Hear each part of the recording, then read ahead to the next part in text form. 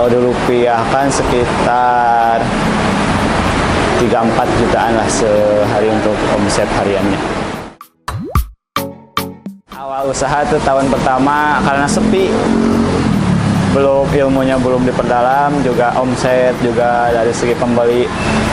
Beberapa kali orang tua datang, waktu itu kan saya ngontrak, datang untuk coba dipikir lagi atau meminta supaya selesai di dunia ini dan ikuti jalan mama. Jadi masuk ke dunia pendidikan.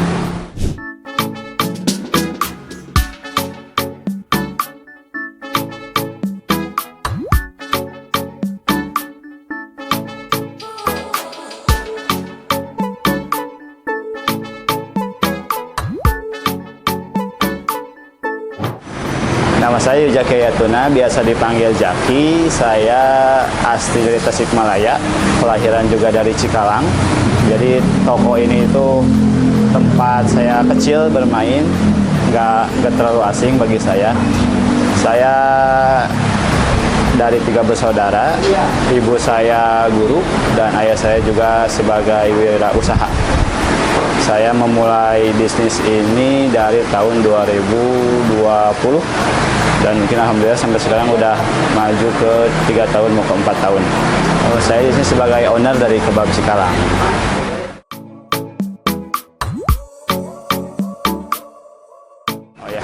Saya mengawali pendidikan itu dari sekolah dasar, lanjut ke pesantren selama 6 tahun sampai tingkat SMA, lanjut ke kuliah jurusan pendidikan. Jadi saya background itu pendidikan, dan selama kuliah dan 2 tahun setelah kuliah itu menjadi guru, tenaga pengajar dan tenaga administrasi TU. Karena ada semacam kejenuhan dalam jobdesk kerja, dalam kalau saya menyebutnya mungkin tantangan sehari-hari, saya mengulang kembali cita-cita dulu waktu di pesantren, pengen punya usaha sendiri. Waktu itu lagi di Bogor jadi tenaga administrasi. Awal corona karena libur, saya memutuskan pulang lagi ke Tasik, dan di sana saya memulai usaha Kebab Cikalang ini.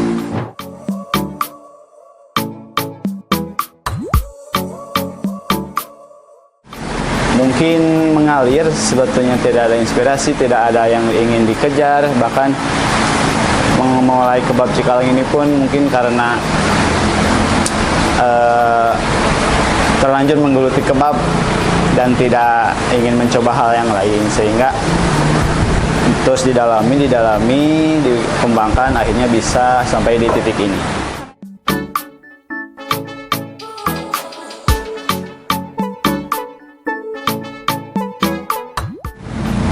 Dari awal kebab mungkin ya, tapi waktu kuliah juga sempat jualan makanan, jadi memang tertarik di bisnis kuliner. Udah ada jiwa wirausaha gitu ya? Ya dipaksain sebetulnya, karena memang orang tua juga meskipun wirausaha tidak pernah mengajak atau mengajarkan. Bahkan ibu juga pengennya mas saya menjadi PNS, guru, atau sangkanya penghasilan bulanan itu tetap, bukan sebagai pengusaha yang naik turun gitu.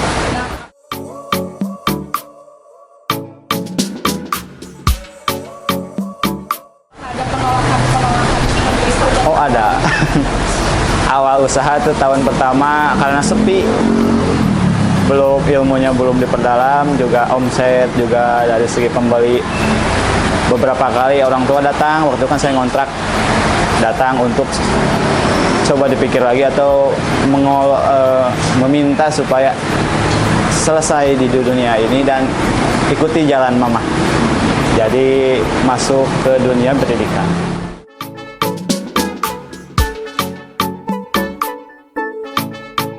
Oh ya, awalnya tuh Kebab 5.000 karena dari awal mungkin saya pernah belajar branding tentang nama itu bakal melekat. Awal itu Kebab 5.000, cuman setelah 1,5 tahun keperjalanan ini ternyata mulai ada kebab yang variannya macam-macam, nggak bisa lagi disebut 5.000 karena orang kesini itu nganggap semua kebab varian apapun pasti 5.000. Akhirnya perlulah diganti, cari nama karena yang top of mind-nya yang benak konsumen itu Cikalang, karena ini daerah Cikalang, maka sudahlah ditentukan namanya kebab Cikalang.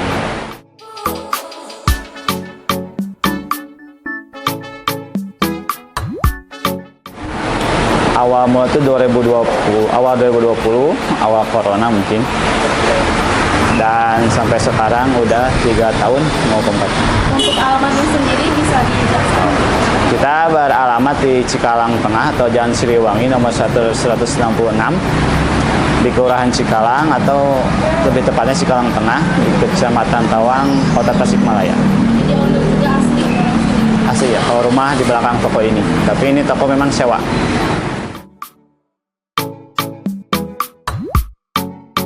Kita lebih ke mengikuti apa yang konsumen inginkan.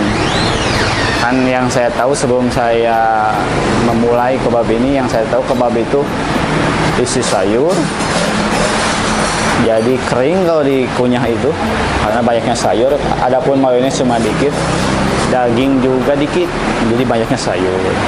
Ke tortilla juga tebal dan kerasa banget terigunya.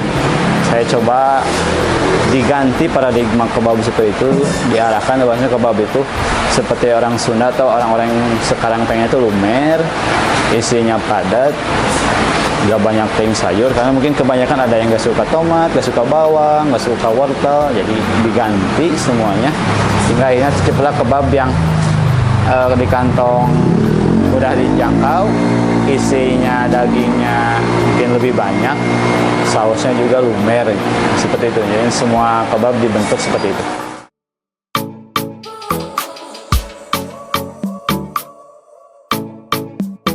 Betul juga, karena rata-rata pemain kebab di Indonesia itu bercerminnya atau kiblatnya tuh ke Turki, ke Lebanon, ke Arab.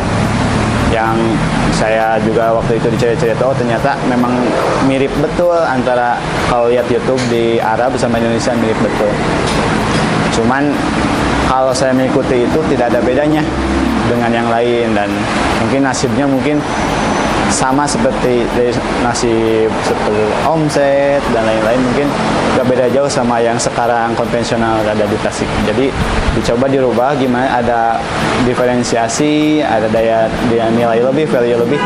Hingga tadi yang disebutkan, dibikinlah kebab itu dagingnya banyak, sausnya melimpah atau lumer, dan harga yang 6.000 pun bisa dapat kebab itu.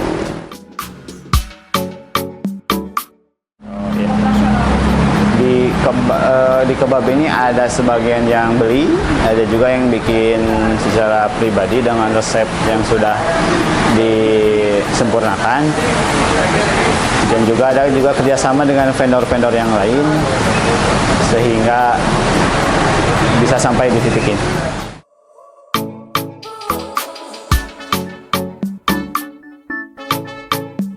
Di sini ada kebab, ada juga burger, ada juga chicken pop atau disebut di sini chicken cekcok, ada juga sosis, kentang, dan oh ya, burger ada 2, ada kebab, ada burger beef dan burger chicken. Yang paling andalan itu? Paling andalan kita bisa sampai di 3.000 pieces seminggu itu di kebab. Kebab Cikalang itu mungkin paling bisa dijangkau dengan harga 6.000, sudah bisa mencicipi kebab, sampai ke kebab jumbo yang full beef itu di 33.000. Jam buka kita mulai setengah 10 pagi sampai jam 9 malam. Kita juga buka kalau di Tasik itu ada di Mambo Kuliner. Car Free Day juga kita suka ikut event-event konser, event-event Disnatalis atau event-event grand opening gitu. Awal buka kita tenda dulu di depan sebelum bisa sewa toko ini. Dari tenda 2x2, 2 meter ke 2 meter. Awal itu memang bisa disebut kurang peminat. Karena mungkin brand baru atau orang dagangan baru, hari pertama itu cuma dapat 30.000. Berjalannya waktu kita kerjasama dengan KOL, kerjasama dengan event-event, mengenalkan bahwasanya di Tasik itu ada kebab yang dulu memang harganya 5.000, ada 5.000, sehingga mulai orang tuh tertarik, dan mungkin karena cita rasa yang sesuai dengan konsumen, alhamdulillah bisa di titik ini. Penjualan online kita di delivery online ada di GoFood, Shopee Food, GrabFood, sama Maxim, dan juga bisa lewat WA. Nah, kalau untuk order ini ada keinginan untuk memperbesar nggak? Karena kan suka penuh terus. Iya, alhamdulillah. Keinginan banyak sekali. Bahkan setiap hari pun selalu berdoa supaya outlet ini bisa diperlebar, bisa ditingkatkan ke atas. Utamanya di parkir, karena memang beberapa pembeli yang menggunakan kendaraan roda 4 betul-betul tidak bisa parkir. Udah main di pertigaan. Sama pertigaan juga ini jalan padat kalau sore ke malam itu, jadi dengan sayang sekali sering terjadi kita kehilangan pembeli karena itu. Ada sangat besar keinginan.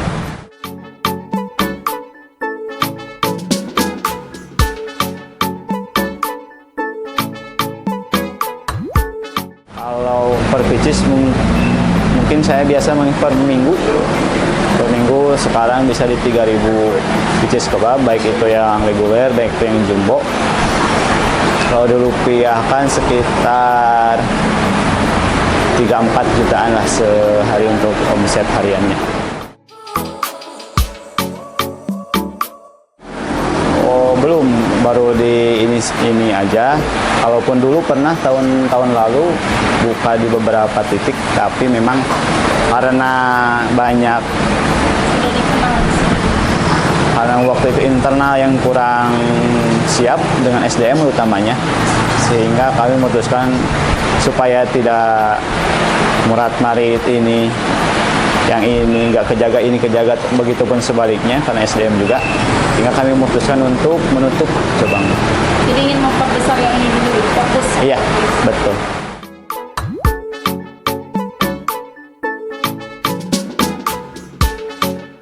Kalau untuk jumlah karyawan ada berapa? Sekarang ada 9 orang.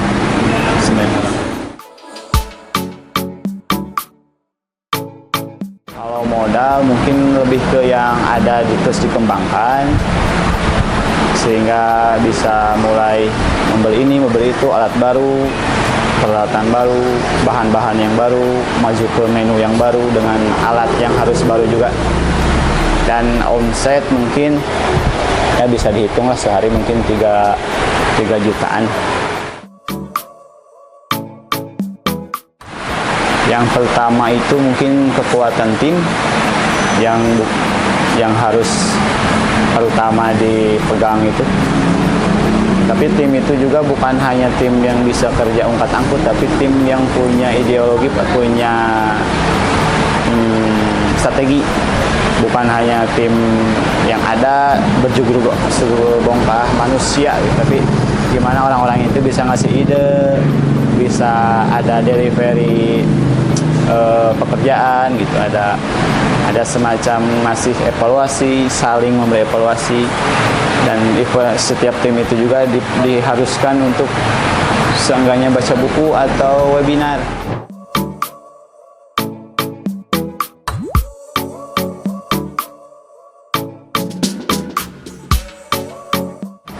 Mungkin pertama harus jeli melihat pasar, jangan juga memaksakan kehendak bahwasanya produk ini tuh bakal laku, tapi kita sebetulnya nggak pernah melihat sebetulnya di pasar di tempatnya dia itu apakah konsumennya menginginkan atau tidak.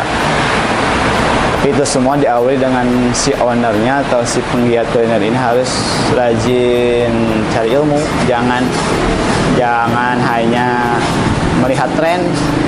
Kalau trennya lagi pada jualan ke arah mana ikut, tapi nggak punya sama sekali ideologi atau strategi yang mendasar, pada akhirnya bisnisnya akan terkatung-katung. Di sini enggak, sehingga saya menyarankan untuk terus pupuk ilmu, lihat gimana orang-orang sukses yang lebih duluan berbisnis itu memakai strategi, gimana juga orang-orang yang duluan itu bisa gagal bangkitnya itu gimana, terus strategi dia menaklukkan pasar Indonesia, pasar Tasikmalaya yang lumayan makin kesini makin sulit juga harus dicari tahu. Gitu.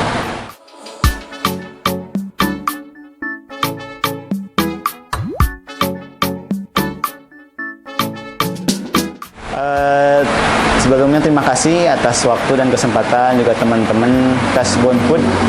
Ya, jazakallahu khairan katsiran juga untuk semua masyarakat atau yang menonton video ini. Ayo coba kebab Cikalong, silahkan rasakan sensasi kebab yang lumer dan juga ada dagingnya sangat terasa.